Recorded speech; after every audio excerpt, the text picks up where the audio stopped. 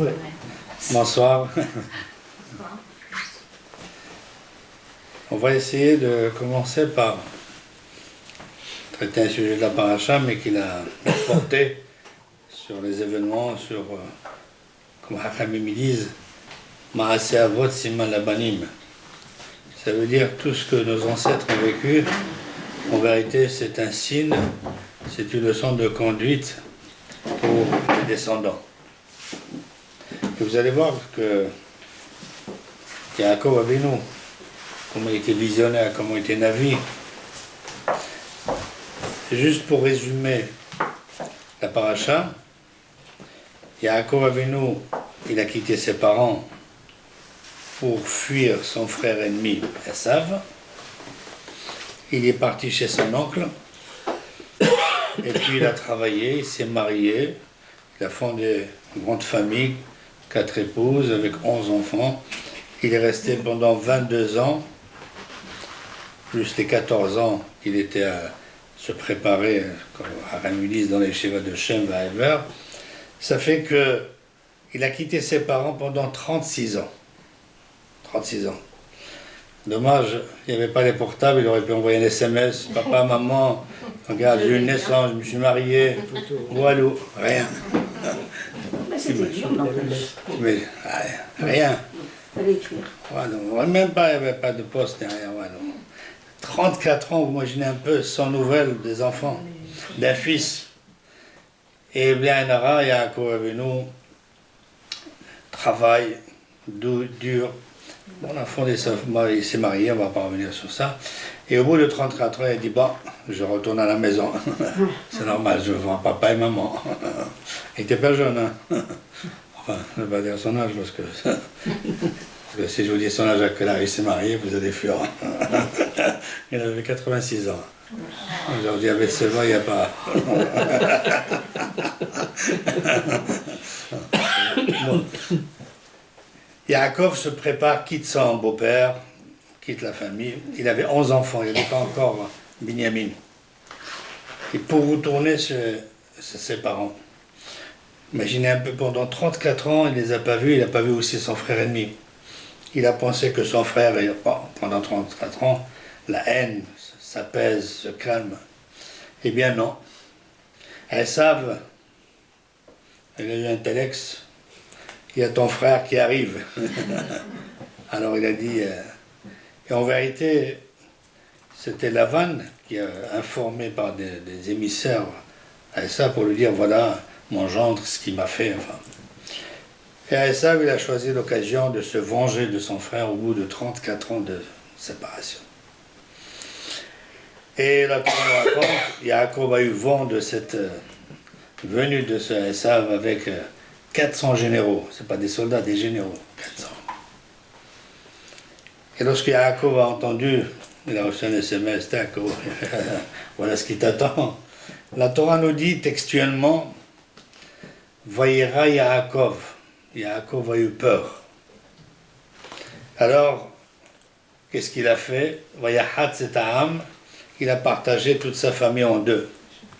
C'est là où le proverbe est venu, on ne met pas les œufs dans le même panier. Je crois que ça vient d'ici. Il les a partagés en deux. Il a dit, si une partie est attaquée et décimée, au moins qu'il reste. Et puis, une fois qu'il a partagé, il ne s'est pas contenté de les partager, il a commencé à lever ses yeux vers Hachem et prier. Et quelle était sa prière? La Torah nous dit, il a dit, Hatziliniya miyad ahim yad Esav. Akadosh Baruch Hu, protège-moi, sauve-moi de mon frère et de Esav. Qui avait Anochi, parce que j'ai peur de lui. Pourquoi? Parce qu'il peut, Pen Yavo Vehikani Em Al, c'est marqué Em Al Banim. Parce qu'en venant, il va tuer la maman et les enfants. Ça, c'est le texte de la Torah. Dès que Yaakov a fait cette prière à Akadosh Baruch Hu de le protéger. On va essayer de... Je vais vous lire un Midrash Rabbah qui est... C'est incroyable, un Midrash Rabbah extraordinaire. Quelle était la profondeur de la prière de Yaakov. Et le Midrash nous dit que Yaakov, il a prié à Hachem, il lui a dit, vous savez que dans la Torah, dans les lois de la cacheroute, dans les lois de la cacheroute, il y a une halakha, que lorsqu'on fait l'abattage, lorsqu'on fait la shrita, aujourd'hui ça n'existe pas, mais à l'époque où c'était encore petit, on n'a pas le droit de faire la shrita d'une vache et de son veau le même jour. Ça s'appelle Oto ve'et veno. Il y a une halakha qu'une vache avec son petit, on n'a pas le droit de les tuer le même jour. C'est comme ça. La Torah le dit, c'est pas un problème de enfin, c'est la Torah qui le dit. Ça, c'est une halakha de cachot. Aujourd'hui, c'est vrai qu'on ne sait pas qui est le fils de qui, alors c'est pour ça que le problème ne se pose pas. Mais si, par exemple, en Israël, dans un kibbutz, on sait que la maman c'est elle et le petit, s'il veut faire un pet méchoui, il n'a pas le droit de faire les deux. Alors, Yaakov Avinu, il a dit, dans ta Torah, tu as marqué que tu n'as pas le droit de tuer la maman et l'enfant. Or, il lui a dit, si Esav, il va venir, il va tuer les mamans et l'enfant, la Torah que tu as écrite, à quoi ça va servir? Em albanim. Il lui a dit, c'est pour cela que je t'en supplie Hachem, sauve-moi de mon frère et de Esav. Et c'est marqué dans le Midrash, il dit encore, Vera, je vous lis les textes, et Esav shehuba merachok. À un certain moment, il a vu Esav et Ésaü de loin. Et il a commencé, effectivement, il a vu que le danger s'approchait, il a prié. Et Akash Baruch Hu lui a dit, n'aie pas peur, je te protégerai. Ça, c'est le Midrash Rabbah sur ce texte de Pasuk. Tout le monde pose la question, est-ce qu'on voit de ce que je viens de vous décrire, on a l'impression que Yaakov Avinu, c'était un peureux, c'était un faible. Avec ses enfants et tous ses esclaves, ils avaient peur d'affronter Esav. Or, lorsqu'on essaie de parcourir la Torah, vous ne pouvez pas vous imaginer la force physique, je ne parle pas de physique, de Yaakov Avinu surhumaine. D'abord, la Torah nous raconte, lorsqu'il est venu chercher un chidour, il a vu un puits d'eau, il a dit à tous les bergers, qu'est-ce que vous attendez pour puiser de l'eau? Ils ont dit, non, on attend tous les bergers, parce que comme on ferme le puits, qu'on ne vole pas d'eau, il faut que moins 100 personnes pour soulever cette pierre. Et lui, c'est marqué qu'il a enlevé la pierre comme on enlève un bouchon d'une bouteille. On va voir dans la paracha, il y a Yaakov Avinu qui lutte avec un malach, un ange. C'est incroyable, hein, c'est une force physique. Et l'ange n'a pas pu le battre. Il était obligé de le déhancher. On voit dans les Midrashim, alors qu'est-ce que c'est cette peur? C'est pas Esav et ses 400 soldats qui vont lui faire peur. Pas du tout, alors on ne comprend pas cette attitude de Yaakov Avinu de trembler devant un Esav de cette façon.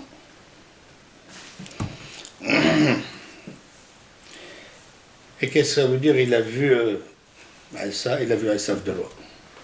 Alors, le Maggid Miduvna, c'était un Hakam, un commentateur, c'était à l'époque du Gaon de Vilna, et lui, avant de toujours d'expliquer, donner un commentaire, je ne sais pas si vous l'avez entendu, le Maggid Miduvna, il donne toujours ce qu'on appelle un machal, parabole, une image. Et à partir de cette image, on peut comprendre les textes. Il nous raconte un machal, il dit que dans un village, il y avait le maire du village, et puis le maire, il avait un docteur particulier. Il était pour lui. De temps en temps, il soignait les gens, mais surtout, il était pour le maire du village, le gouverneur. Et un jour, lorsque ce maire, il voulait partir en vacances, automatiquement, il a pris avec lui le médecin. Et lorsqu'ils ont quitté la ville, quelques jours après, il y avait une épidémie dans la ville. Et un monsieur qui habitait dans la ville, c'est un homme très riche, et et qui était aussi un ami très intime du maire. Et dans la ville, il n'y a pas de médecin. Et si on ne fait rien, c'est tout le village qui va partir. Et c'est sûr et certain, en demandant au médecin de venir, il ne va pas venir. Mais comme ce riche, il était très ami, alors pendant 2 jours, il a fait semblant qu'il était gravement malade. Il a envoyé des émissaires au maire, il lui a dit voilà, je suis gravement malade, est-ce que tu peux m'envoyer ton médecin pour me soigner? Comme c'est des grands amis et tout. Et ce médecin se déplace, commence à ausculter ce monsieur, ce riche, puis il voit qu'il n'a rien du tout. Avec un Doliprane, ça suffit. Il lui a dit, puisque vous êtes là, essayez de regarder la population qui a une épidémie. Et l'entourage de ce riche, ils lui ont dit, mais enfin, tu as dérangé un médecin, tu n'es même pas malade. Qu'est-ce que ça veut dire, tu vois? Il lui a dit, écoutez-moi bien, vous êtes des idiots. Parce que il ne serait jamais venu. Tout le village serait mort. Et comme il est venu pour moi, j'ai profité qu'il va soigner tout le village. Et c'est comme ça que tout le village a été sauvé. Ça, c'était le machal. Yaakov Avinu personnellement, il n'avait pas peur d'Esav. Il aurait pu le tuer, l'écraser, pas mal du tout. Mais il n'a pas peur de lui. Mais Yaakov Avinu, c'est marqué, il a vu loin. Il a vu, en ce qui le concerne, c'est pas possible, il ne craint rien de Esav. Mais il a vu les générations qui vont arriver. Il a vu les situations, les descendants de Esav, le mal qu'ils vont faire au Ham Israël. Et c'est pour ça qu'il a prié. Il n'a pas prié pour lui personnellement, il a dit, lorsqu'il dit Hatzili Nena, sauve-moi de mon frère et de Esav. Alors, tout le monde demande la question, il y a un sort de pléonasme. Yaakov n'avait qu'un seul frère. S'il dit mon frère, c'est Esav. Pourquoi il était obligé de dire sauve-moi de mon frère et sauve-moi de Esav? Yaakov a vu un grand prophète, un visionnaire. Il a vu qu'en Israël, après les exils qu'ils vont subir, ils vont être des fois partagés dans 2 endroits différents. Il va y avoir des juifs que malheureusement ils vont tomber dans des pays où il y a des pogroms, il y a des lois anti-juives. À l'époque en Russie, en Pologne, des lois très dures. Et puis les juifs vont être exilés également dans des pays, au contraire, libres. Libres, ahi. Yaakov Avinu, il a dit, protège mes enfants dans des situations que ce soit ahi, que ce soit dans des pays où il y a de la fraternité, liberté, égalité, où tout est facile, et c'est là où l'assimilation est également facile. Sauve-moi mes enfants, Hatzilinam Yadahi, ça veut dire lorsqu'ils vont être exilés dans des pays libres, et l'assimilation est forte. Et sauve-moi également mes enfants des pays où il y a Esav, où il y a la main forte, où il y a la dictature, où il y a les pogroms. Et c'est ça la tefila de Yaakov Avinu. Yaakov Avinu, incroyable, il a prié pour ses enfants, ses petits-enfants, on verra tout à l'heure dans la lutte avec le malach. Dans les prières de Yaakov, pour vous dire comment il a vu, il y a une Gemara que je vais vous lire.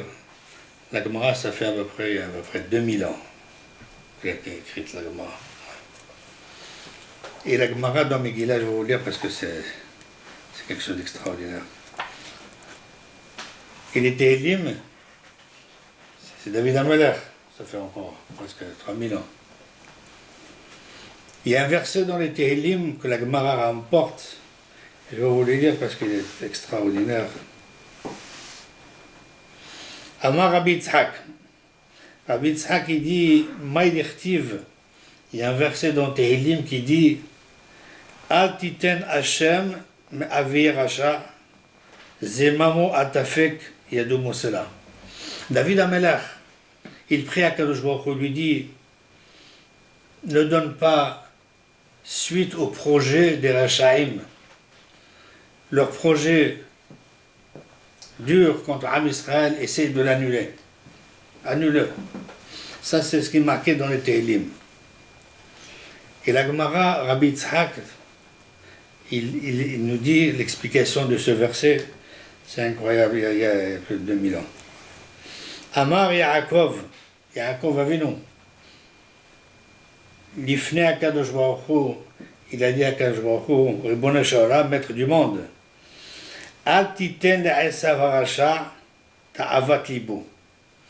N'exauce pas, n'aboutit pas à tous les désirs que Esav voulait faire.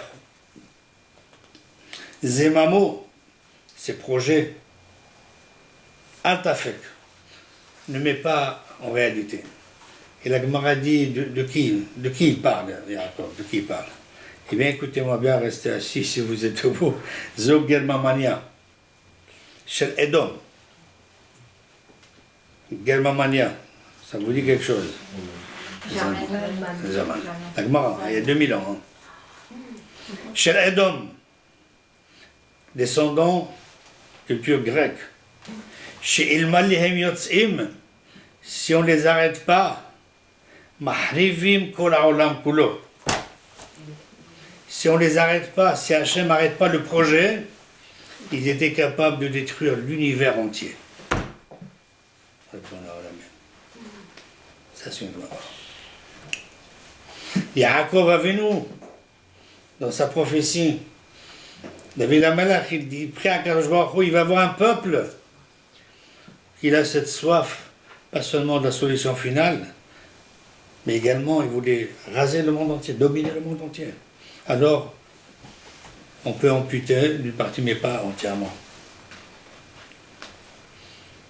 C'est pas fini parce que la Haftara que nous avons lue ce Shabbat, on a lu la Haftara. Et vous allez voir, je vais vous donner des textes incroyables. C'est le prophète Ovadia. Il y a un seul chapitre. Et le prophète Ovadia, il parle des visions, des exils. Et à la fin, l'avant-dernier verset de l'Haftara que nous avons lu, je vais vous le lire. Vegalut ahelazel lebni Israël asher kenaanim. L'exil où les Bnei Israël vont aller à Asher Kenaanim. Depuis les Kenaanim, je vous lis d'abord textuellement le texte, après on va le développer. Ad Tzorfat. Tzorfat, c'est la France.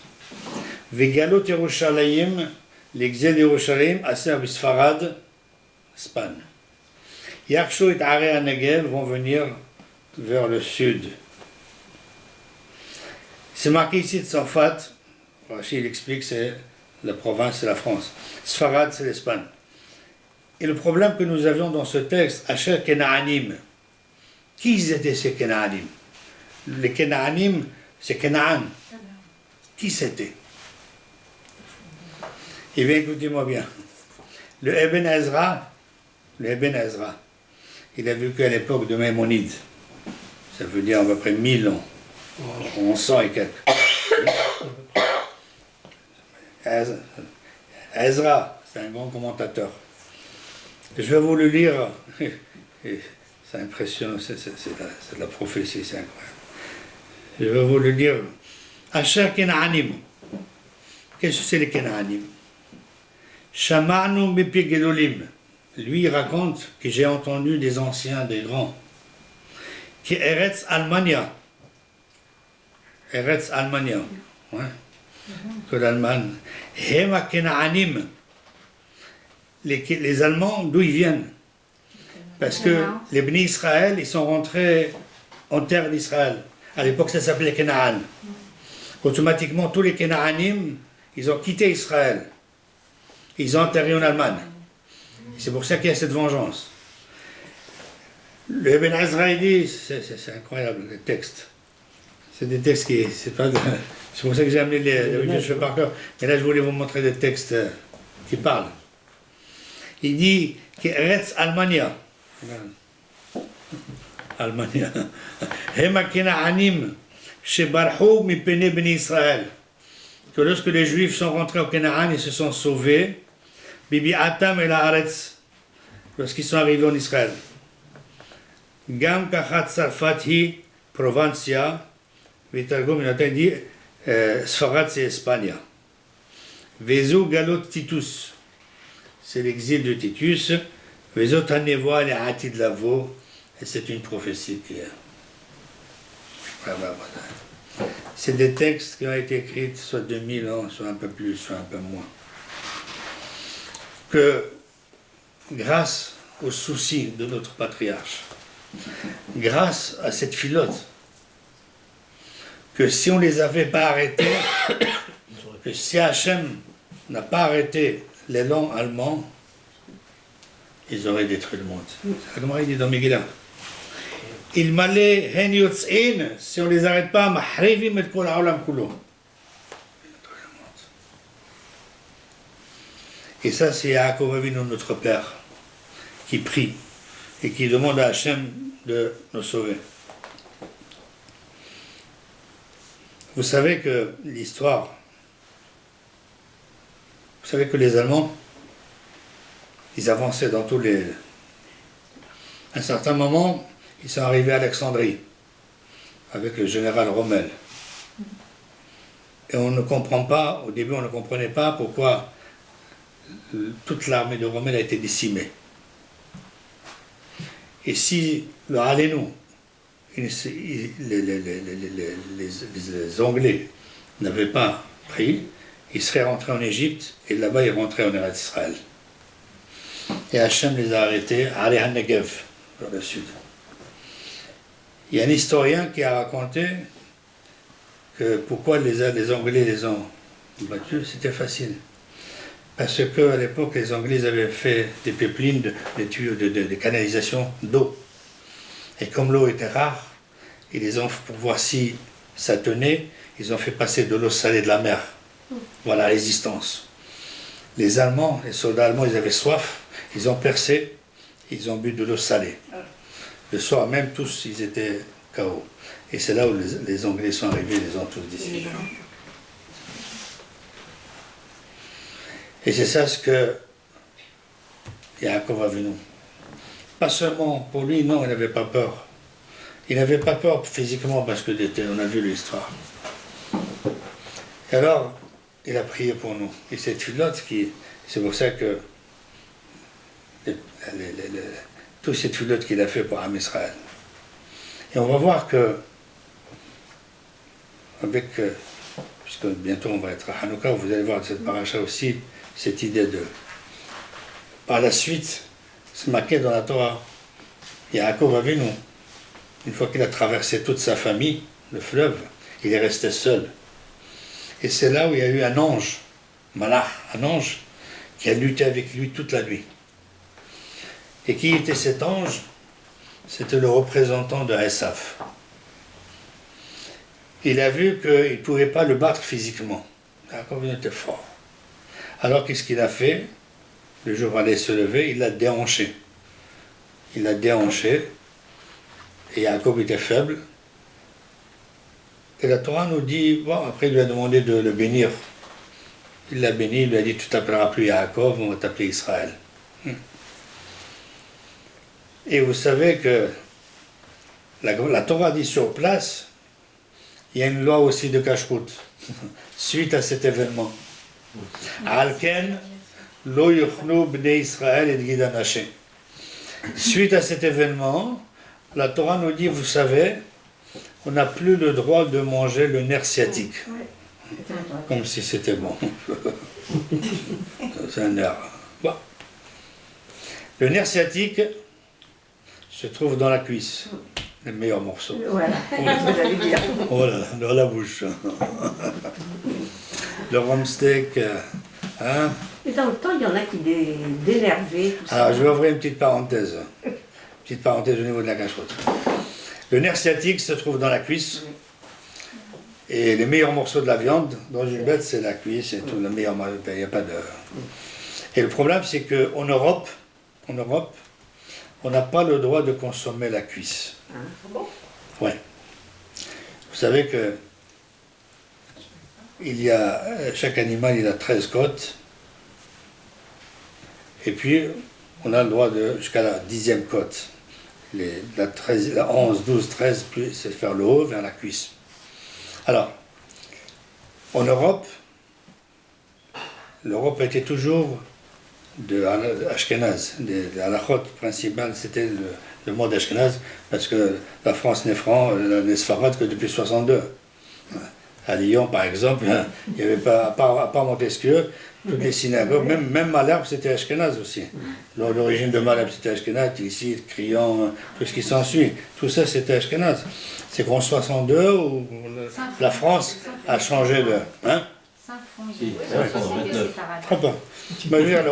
La France. Alors, je vous explique. Première communauté marocaine. En Europe,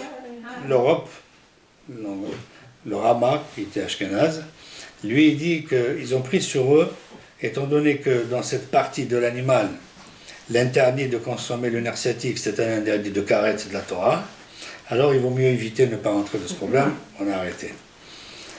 Le Mhaber, dans le monde Sfarad, en Afrique du Nord, on n'a pas accepté cet interdit, et ça fait qu'en Afrique du Nord, que ce soit au Maroc, en Tunisie, en Algérie, lorsqu'il y avait encore, il y avait on énervait et on mangeait le gigot. On l'a jamais mangé, mais je l'ai entendu. Ah, le gigot. bon, avant-il. Ça fait que on arrête Israël aujourd'hui, dans des villes sfarades comme Beersheba par exemple, vous pouvez trouver encore des boucheries, c'est rare, c'est très peu, mais encore on peut trouver quelques boucheries encore qui vendent de la cuisse pour les sfarades parce que c'est pas interdit. C'est pas que nous ne savons pas où c'est trop, on amène des spécialistes, c'est la takana. Lorsqu'il y a une takana dans une ville, on la garde, et c'est pour ça qu'en France, il y a cette takana de ne pas manger la cuisse, et c'est pour ça qu'on ne la mange pas jusqu'à aujourd'hui. C'est tout. Mais autrement, c'est pas un problème de compétence ou pas compétence. Je croyais que c'était parce qu'on n'arrivait pas à enlever le... Non, pas du tout. Compliqué d'enlever le nerf, pas du tout. Il y a un nerf qui se promène dans la cuisse, on l'ouvre, c'est tout. C'est quoi une takana? C'est une institution. C'était institué par les Hachamim que en France, on n'a pas le droit de manger la cuisse. Et on n'a pas le droit de revenir dessus? Non. Non, il y a autre chose que la cuisse. Non, votre question est... Non, mais la question est très bonne. Ouais, c'est sûr. Il y a des choses, par exemple, déjà au temps de la Gemara, dans la Gemara de Betsa, au temps de la Gemara, il y avait une question, ça fait 2000 ans qu'elle se pose. Elle se pose, et elle a de quoi se poser. La question, c'est pourquoi en Israël, ils font un seul jour de Pessah, et non, on fait 2 jours. Les Hébroni, acheter de la matzah 2 jours, moi ça Shavuot. Pourquoi Shavuot on fait 2 jours? À l'époque c'était un problème de calendrier, mais aujourd'hui on connaît le calendrier. Et même au temps de la Gemara déjà, il y avait un Tana qui s'appelait un descendant de Hillel. Vous avez entendu parler de Hillel? Oui. Un descendant de Hillel s'appelait aussi Hillel. C'était un génie. Et lui, il a dit c'est plus la peine de regarder la lune. Il a fait des calculs mathématiques. On appelle ça Sod Haïbour, le secret de façon à calculer le calendrier. Il a donné un système qu'on utilise depuis 2000 ans. Et on peut vous dire dans 50 ans, dans 60 ans, quand Pessah il va tomber. Et quand Shavuot il va tomber. On n'a plus besoin de la lune. Alors la Gemara dit, déjà à son époque, puisque nous connaissons aujourd'hui les dates, pourquoi on fait 2 jours? On n'a qu'à faire 1 jour. La Gemara pose la question. Et aujourd'hui, c'est encore plus. Aujourd'hui, on téléphone Israël, quel jour vous êtes? Quelle est la lune? Ça, c'est déjà, la Gemara a posé cette question il y a 2000 ans. La Gemara dit comme ça. Vous savez que dans tous les pays, il y a ce qu'on appelle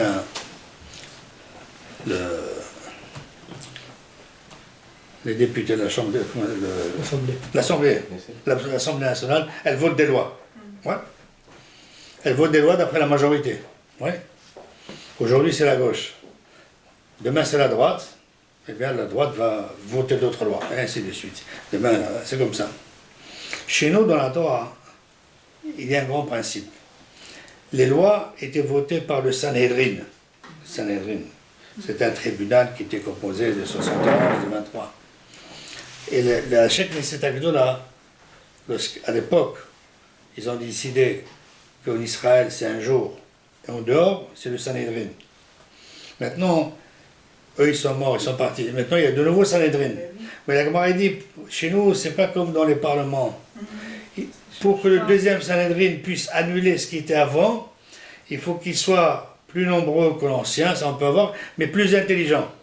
Alors là, quotient intellectuel, il faut que le Sanhedrin qu'aujourd'hui, il est plus haram de... Alors que ça, on n'a pas le... On ne peut pas être plus haram que les prophètes et tout, alors on reste. On sait que c'est comme ça. On sait que c'est vrai que... Mais on reste sur ce qu'on appelle la tradition, on reste sur 2 jours. Et également sur le problème de la cuisse, bien qu'on sait faire, mais il faut respecter ce qu'on appelle minhag hamakom, la coutume de... Puisqu'on parle de ça pour élargir, il y a également... Parce que la Torah, je ne vais pas rentrer trop dans le détail, la Torah dit les caractéristiques d'un mammifère et des poissons, mais en concernant la volaille, la Torah n'a pas donné de signe. Comment on peut reconnaître une volaille cachère ou pas? La Torah n'a pas dit. Il n'y a que pour les mammifères et pour le poisson, c'est tout. Alors comment on sait que cet animal, cette volaille est cachère ou pas, apte à être... C'est facile. Non, c'est facile. La Torah dit, elle cite dans la Torah 24 espèces de volailles, de volatiles interdits. L'aigle, le hibou, enfin, 24. Nous on déduit, si on enlève ces 24, tout est permis. La réalité. Ça c'est en virtuel. Mais dans la réalité, on appelle ça en hébreu la massorette. La réalité c'est qu'il faut une tradition. Que dans cette ville, on a mangé telle volaille et pas celle-ci. Et c'est pour ça que même en France, il y a des différences entre chaque ville concernant certaines volailles. Je vais vous donner un exemple. La pintade, vous connaissez pas. Vous savez ce que c'est la pintade, hein? À l'époque c'était un gibier, aujourd'hui il y a de l'élevage de la pintade. À Lyon par exemple, on n'a pas de tradition de manger de la pintade. Elle a toutes les caractéristiques d'un poulet de cachère. Moi j'étais à Bordeaux, ils avaient la tradition de manger de la pintade. On a fait un scrutin de la pintade. À Paris, ils mangent des cailles. Cailles les petits. À Lyon, on n'a pas la tradition de faire la scrutin des cailles. Ouais, et les œufs de caille. Alors, en vérité, attendez, non, vous avez raison.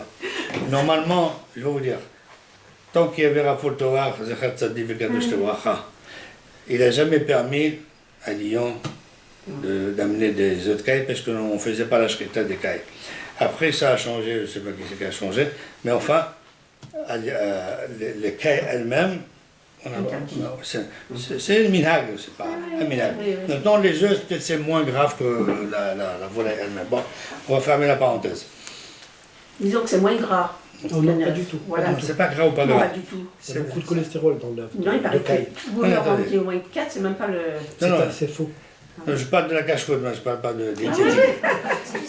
Oui. Si on est dans, Il faut beaucoup se méfier, Mme Cohen. Hein? Beaucoup se si méfier. on est dans une ville C'est où une par fausse exemple la information. Bourguignon s'interdit de manger la caille, Ouais. et si on est invité par les gens de Bordeaux, ouais, on vous aurait le mangez. droit de le manger. Ouais, vous avez mangé. Parce que c'est pas interdit, c'est un minhag hamakom. Non, Maintenant, tu peux acheter Mais on ne peut pas la rentrer ici. Mais on ne peut pas la rentrer. On ne peut pas l'amener à Lyon par exemple, la pintade. Ah oui, c'est ça. Alors, mais dans les magasins, Et en il Israël, Et si, non, il n'y a pas. n'y a pas, ils Si on font est pas français. Ils de... font pas, il n'y en a pas. Il n'y en a pas. En général aujourd'hui dans toute la France, moi j'étais à Bordeaux il y a 40 ans, on a fait, mais aujourd'hui dans toute la France, je ne pense pas qu'il y a une ville qui fait de la pintade. Non. Les cailles, oui. Les goïms, ils mangent bien la pintade. Ah oui, c'est bon. Ah ouais. C'est une chair grise, c'est une chair fine. Ouais, Je sous ça, et un Français, il peut manger de la cuisse en Israël? Qui? Un Français peut manger de la cuisse en Israël. C'est séfarade. Oui, c'est Sfarad. Il n'y a que le problème de... Il y a un problème, il faut demander une halakha précise. Lorsque on fait quelque chose, ouais, et on le fait 3 fois qu'il se répète, ça devient comme un éder. Alors il faut voir, puisque ça fait des années qu'on n'a pas mangé la cuisse, est-ce qu'il faut faire un hatarat nedarim ou pas? C'est comme par exemple, par exemple, je vais vous dire, à Pessah, il y a des gens qui mangent du sucre, il y a des gens qui ne mangent pas de sucre. On parle même du sucre kasher, hein. Un peu plus cher, mais je ne vois pas quelle est la différence. Enfin, C'est ça. mais il y a des gens qui ne mangent pas de sucre, ils mangent des dattes. Voilà, c'est ça. Même qu'il y a du sucre kashir. Ah, ils ne mangent pas. Maintenant, le problème, s'ils changent la vie, est-ce qu'ils ont le droit de manger le sucre? Non, il faut faire une hatarat nedarim. Bon, c'est un problème de sheila. Lorsqu'on veut changer quelque chose, il faut faire une sheila, un rav, pour savoir s'il faut faire hatarat nedarim ou pas. Bon, revenons maintenant sur Yaakov Avinu qui a lutté avec l'ange et qui l'a déhanché. La Torah nous dit qu'il ne faut pas manger Guidanaché. Dans la Gemara de Houlin, il y a une discussion. Est-ce que l'interdit du nerf sciatique seulement dans la cuisse droite ou bien dans droite et gauche? Mahalokat. C'est Mishnah. Mais c'est les deux Il y a une cuisses. mahalokat. Hein? Comment, pardon? Il y en a deux, deux cuisses. Oui, Yaakov Avinu, il a été déhanché d'une seule. Ah oui. Le cul est belle. Alors, Rabbi Oda, dans la Mishnah, Rabbi Et Oda, l'autre, il peut. il dit, puisque Yaakov Avinu, il a été déhanché d'une cuisse, alors la cuisse droite, et j'ai le droit de manger la cuisse gauche. Ouais. Hachamim, il dit, ni la droite, ni la gauche. Et tout ça parce que dans la Gemara, on parle qu'il y a un problème technique en judo, comment l'ange il est venu, comment il l'a déhanché. Est-ce que karaté ou bien... Bon. Comment il a fait? Krav Maga ou... Comment il a fait? Pourquoi, excusez-moi, mais pourquoi alors la cuisse droite, d'accord, alors pourquoi pas la cuisse gauche? Pourquoi ils ont objecté qu'il ne fallait pas faire pour la cuisse Mais gauche? c'est dans les deux cuisses, il y a Attendez. des nerfs sciatiques. Il y a un qui dit, Rabbi Oda il dit, Oui. il est venu le malach d'une façon qu'il a déhanché que de la droite. Oui. Alors, d'après Rabbi Oda, Oui. la droite, on n'en mange pas, mais on a le droit de manger la cuisse. Oui. Rabbanan, Hachamim disent non, il a déhanché des deux. Mais ça fait qu'il a déhanché les deux. Ni l'une ni l'autre. Il y en a qui disent que ça, il a Ouais, été déhanché déhanché les les deux. deux. Mais en réalité, il a été déhanché. Je sais pas. Et il y a une mahloket dans le Hachamim concernant les conséquences au niveau de la halakha. C'est une Gemara qui est en long et en large dans la Gemara de Houlin. Ça, c'est sur le plan technique. Maintenant, on va parler. Qu'est-ce que ça veut dire? On va essayer d'élever les choses. Je ne sais pas sur le plan technique. Hein. Qu'est-ce que ça veut dire il a déhanché de la cuisse? Qu'est-ce que ça veut dire cette lutte? Quel est le message? Quel est le message qui est derrière? Vous savez que la cuisse, la jambe, la Gemara, dans la Kadosh, il dit Bara Karadiabo. L'enfant et la cuisse de son père. Ça veut dire les enfants, lorsqu'on parle de la cuisse, on parle des descendants, nos descendants. Esav, c'était le représentant de Esav, de Satan. Lorsqu'il a lutté contre Yaakov, on parle sur le plan d'Ashkafa, lorsqu'il a lutté contre Esav, ça veut dire qu'il voulait lui faire introduire la culture, il voulait le déstabiliser au niveau de la Emouna, il voulait lui dire ça ne sert à rien de pratiquer, sois comme tout le monde. Mais il n'a pas pu, parce que Yaakov Avinu, il était hazak, il était fort dans sa Emouna, dans ses mitzvot. Alors le Satan, il a dit avec lui, je ne peux rien faire. Par contre, je peux déstabiliser sa descendance. Je peux déstabiliser sa descendance. Il l'a déstabilisé. Qu'est-ce que ça veut dire? Vous savez que dans la Torah, vous savez qu'il y a 613 commandements. Il y a des positifs, des négatifs. Mais dans l'étape de la loi, le Hot Aberit, l'étape de la loi, il y a 2 qui sont collés. Faites pas, il y avait quelqu'un qui disait pourquoi c'est cette vieille blague, pourquoi les bénis Israël, ils ont demandé à Hachem, Hachem leur a dit, je vais vous donner la Torah. Ils ont dit, combien ça coûte? Ça coûte rien, alors donnez 2. C'est une petite blague. Pour essayer de relever. Alors, dans l'étape de la loi, la Torah dit qu'ils étaient tsmoudot, ils étaient collés. Et c'est marqué lohot, mais en hébreu, il n'y a pas de voyelle, c'est lohat, une seule. Du côté droit, il y avait 5. Du côté gauche, je ne parle pas de la politique, hein. Du côté droit, la droite, il y avait 5. Quel est le point commun entre les 5? C'est le devoir de l'homme vis-à-vis d'Hachem. Anoché Hachem, je suis l'Éternel, tu n'auras pas d'autre Dieu, et ainsi de suite. 5. Et les 5 à gauche, ce sont les devoirs de l'homme vis-à-vis de son prochain. Ne vole pas, ne tue pas, ne fais pas de faux témoignages. Bien que, avant d'avancer, bien que vous allez me dire, mais vous savez quelle est la 5e à droite? Et ça, c'est le devoir de l'homme vis-à-vis du prochain. Et pourtant, on l'a mis dans la colonne. La Gemara dit parce que chaque être humain, il y a 3 associés, son père, sa mère, et Akadosh Baruch Hu qui donne la neshama. On voit que quelqu'un qui quitte ce monde, il a le corps qui est là, il a les oreilles, il a tout, mais il ne parle pas, il ne marche pas. Qu'est-ce qui lui manque? La neshama. Akadosh Baruch Hu prend la neshama. Ça veut dire que dans chaque être humain, il y a l'étincelle divine. Ne pas respecter ses parents, c'est ne pas respecter Hachem. On va parler de ce problème de respect parce que ça c'est tout un cours à part. Pour vous dire, alors nous avons 2 colonnes, 2 lois. Une à Yamin, droite, c'est le devoir de l'homme vis-à-vis d'Hachem. Le Malach, d'après Rabbi Houda, il voulait déstabiliser les descendants du côté droit. Ça veut dire du côté droit. Ça veut dire les générations futures, il va les déstabiliser, il va les affaiblir au niveau de la pratique des devoirs de l'homme vis-à-vis d'Hachem. Dans la faiblesse, c'est vrai. Par contre, Ben Adam la Makor, la Havero, les gauches, non.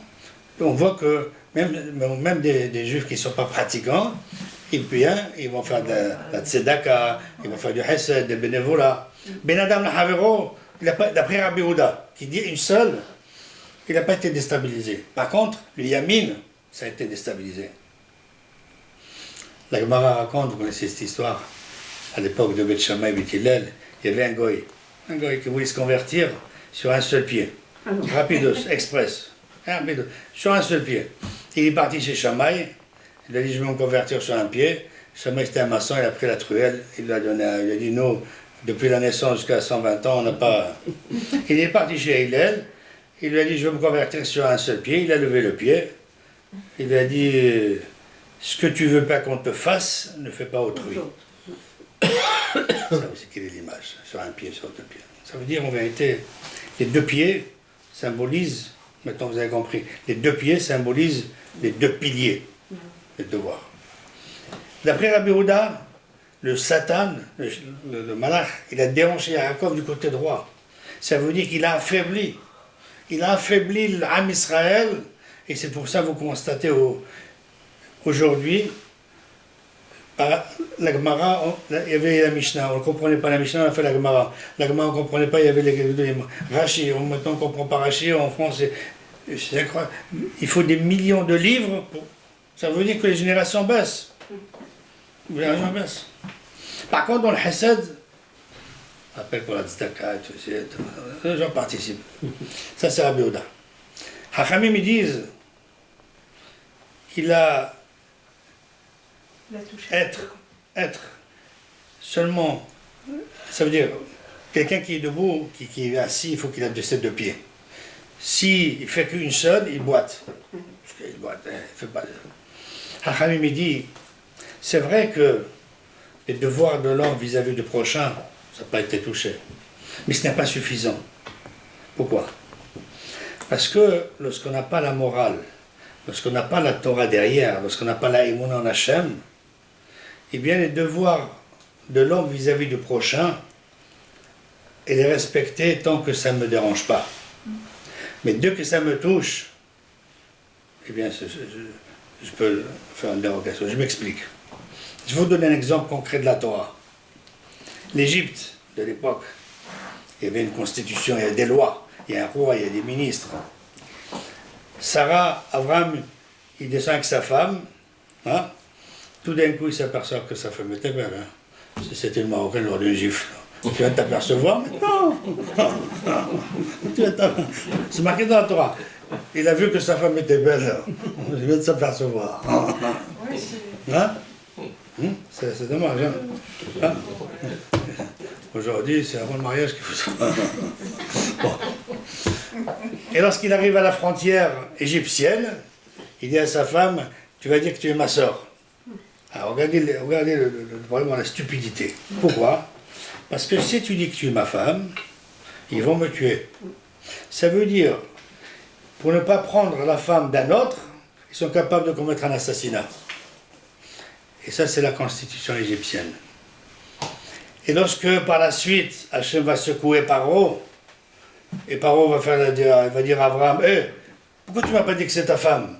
Il lui a dit, Rak, enir atachem bamakomazé, vaharagoni adevaresti. Parce que dans ce pays, il n'y a pas la crainte de Dieu. C'est vrai que vous avez des lois, la Constitution, mais ça vous le faites lorsque ça vous arrange. Parce qu'il n'y a pas la crainte de Dieu. S'il y avait la crainte de Dieu, et en vérité, même on n'a pas besoin d'aller au Moyen-Âge, dans notre pays, la France, égalité, ceux qui sont les premiers des fois à être à la tête de l'État, je ne parle pas de Feu Mitterrand ou de Chabat, ils ont montré une image comme ça, mais c'était lorsqu'il n'y a pas la crainte de Dieu, je ne parle pas de ceux qui font ceux qui faisaient les finances, c'était le premier à détourner les lois. Ça veut dire que c'est vrai que Hachamim ils disent, lorsque tu n'as pas le pied droit, ça veut dire la crainte d'Hachem, si tu n'as pas une morale, si tu n'as pas quelque chose à s'accrocher, Ben Adam la Havero, c'est éphémère. Tu vas le faire parce que ça t'arrange. Mais le jour où ton voisin, il ouvre un magasin à côté de toi, eh bien, comment tu vas réagir? Le Rav Sitruk, il faut trouver une bonne chose. Il y avait un juif qui avait un magasin, et à côté de lui, il y avait 2 magasins Goy. Et ces 2 magasins Goy, ils ont vu que le juif marchait. C'est pas possible. Il marchait. Alors un jour, ils se sont réunis le soir, ils ont dit demain, sur ton magasin et mon magasin, 90% de réduction. Comme ça, personne ne va chez le juif. Le juif, il a eu vent, le matin, entrée principale.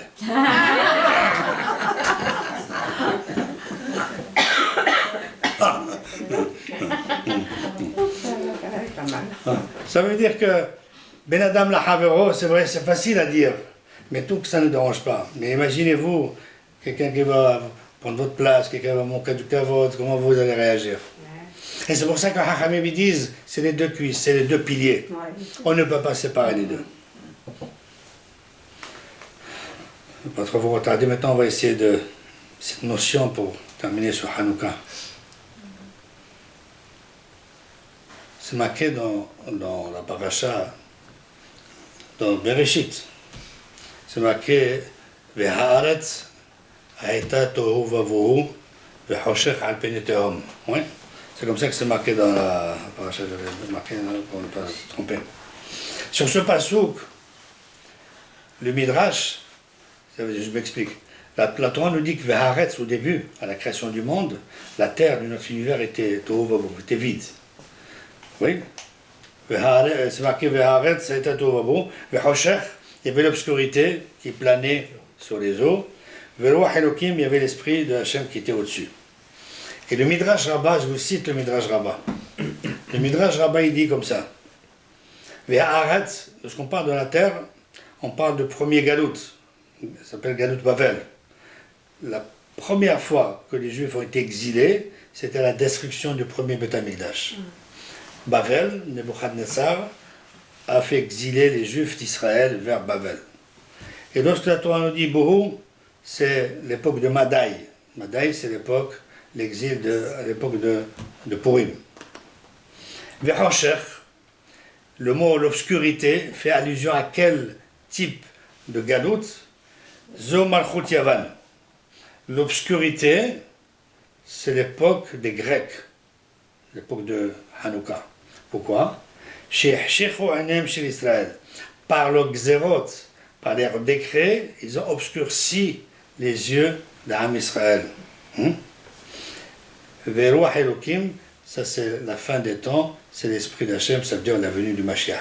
Une fois qu'on aura traversé ces 4 exils, effectivement, maintenant on arrive, effectivement, comme on dit, on n'est pas loin, il est à la porte. Et on voit que le Midrash, il prend exemple que Hoshech, l'obscurité, est attribuée à l'exil, à l'époque, pas l'exil, à l'époque de Yavan, les Grecs. Vous savez que le deuxième Beth Amikdash, l'histoire de Hanouka, c'était l'histoire de à peu près 260 ans avant la destruction finale. L'histoire de Hanouka. 260 ans avant la destruction finale, en d'autres termes, 168 ans avant l'ère chrétien, ou bien si vous ajoutez encore 70 ans. Enfin, je ne sais pas, une année près. Les Grecs, ils n'ont pas voulu tuer les bénis Israël. Ils ont voulu faire rentrer la culture grecque dans l'esprit des Juifs. Ça veut dire pour assimiler la culture. Et malheureusement, ils sont arrivés. Ils sont arrivés à faire rentrer cette obscurité dans l'esprit des bénis Israël. Et c'est pour ça que, d'ailleurs, la Gemara dit qu'avant l'histoire de Hanouka, il n'y avait pas de mahloket, il n'y avait pas de discussion entre les hachamim, tout était clair. Les premières discussions, Beth Shammai, Beth Hillel, tout ça s'est arrivé après Hanouka. Parce que même les juifs, il y a beaucoup de juifs qui se sont assimilés, on les appelle les hellénistes. Et malheureusement, ça a fait un grand ravage, que même le peuple d'Israël commençait à se scinder en deux. Et heureusement qu'il y avait cette famille de Mattathiaou, qui était le Kohen Gadol, avec ses enfants. Ils ont eu ce courage de combattre l'ennemi. Et c'est marqué que dans le texte qu'on lit dans la Tfila, on dit les Vanim, ils ont cassé tout, et surtout on se vocalise sur l'huile. C'est marqué Tim'u Tashmanim, ils ont rendu impurs les huiles. Tu as de l'huile, prends-le chez toi, prends-le, ça te fait gratuit. Ils ont rendu impurs. Et s'ils les ont rendus impurs, ça veut dire qu'il y avait des juifs qui ont vu qu'ils les ont rendus impurs. Et quelle est leur idée de rendre impur de l'huile? L'huile, elle est claire. C'est la chokhma. Ça veut dire, en vérité, derrière cette huile physique qu'ils ont rendue impure, ça veut dire qu'ils ne voulaient pas qu'on allume la menorah. On ne parle pas dans cette histoire ni de Mizbeah, ni aucun élément, parce que ça ne nous intéresse pas. Ce qui nous intéresse, nous, qui n'ont qu'à faire leur sacrifice, qui n'ont qu'à faire ce qu'ils veulent. Mais ce qui nous intéresse, c'est de mélanger la culture grecque dans la tête des Juifs.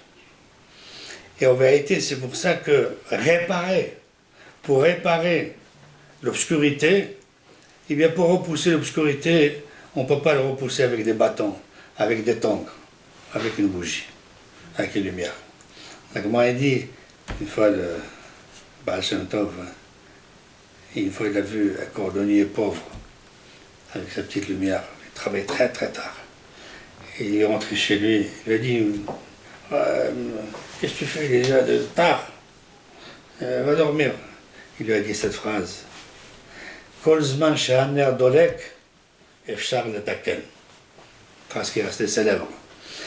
Ce cordonnier lui a dit, tant que la bougie est claire, on peut encore réparer la chaussure. Comme ça, il lui a dit. Le Baal Shem Tov est sorti. Il a dit, tant qu'il y a la lumière, tant qu'il y a l'étincelle, chaque juif, lorsqu'il y a l'étincelle, efshar letaken. On n'a pas le droit de repousser. Il disait toujours, je me rappelle plus qu'on parle de Baal Shem Tov, il disait, pour sortir quelqu'un de la boue, il faut y pénétrer. Il faut se mettre, il faut pas être... ça veut dire, chaque béni Israël, c'est un diamant. Il faut suffire de... Et c'est ça, on va être à Hanouka. On ne va pas vous retarder, parce que le thème de Hanouka, c'est un thème à part. Mais juste pour faire le lien avec ce qu'on a dit, le Satan, ça veut dire que repousser la lumière, repousser l'obscurité, c'est que par Et comme j'ai dit lundi au cours, la lumière, il a quelque chose d'extraordinaire. C'est vrai. Pourquoi? Quelque chose d'unique. Dans toutes les choses que Hachem a créées dans le monde, la lumière est unique. Pourquoi? J'ai expliqué que lorsque je donne la tzedaka, on donne bien. Qu'on le veuille ou pas, si je donne 100 euros, c'est 100 euros qui me manquent. Si je donne un verre de thé à quelqu'un, c'est un verre de thé qui me manque. Enfin, tout ce que je donne, c'est vrai que je le fais, mais ça me manque. Il y a une seule, unique chose au monde. Je peux donner à des millions de personnes et rien ne me manque. Prenez une bougie, allumez, tout le monde peut puiser de mon feu et le feu reste entier. Esh. C'est ça le feu de Hanouka. La Hanouka, c'est la Ahdout. C'est l'unité d'Am Israël. C'est l'éclairage au monde. Aujourd'hui, si le monde nous en veut, mais en vérité, c'est inconsciemment. Parce qu'il vient nous dire ce que nous on fait, nous on a le droit de massacrer. Nous, les Américains, on peut tuer lâcher des bombes, même si c'est une erreur, c'est un hôpital, ça ne dérange personne. Mais si malheureusement Israël blesse un truc, alors seulement. Ça veut dire qu'ils nous disent, vous, Am Israël, vous n'êtes pas comme nous. Vous êtes Mamlechet Kohanim Vegoy Kadosh. Vous êtes un peuple qui a été choisi par inconsciemment, si on se braque, c'est pour nous dire que nous ne sommes pas comme eux. Parce qu'ils nous envient tous. Voilà. Et c'est cette lumière, cette étincelle qui est véhiculée par chaque juif. Et plus il y a de lumière, il y a moins d'obscurité. Merci beaucoup. C'est bien pour le Baal Shem Tov, c'est une tête qui se lève ce soir. Ah, c'est vrai?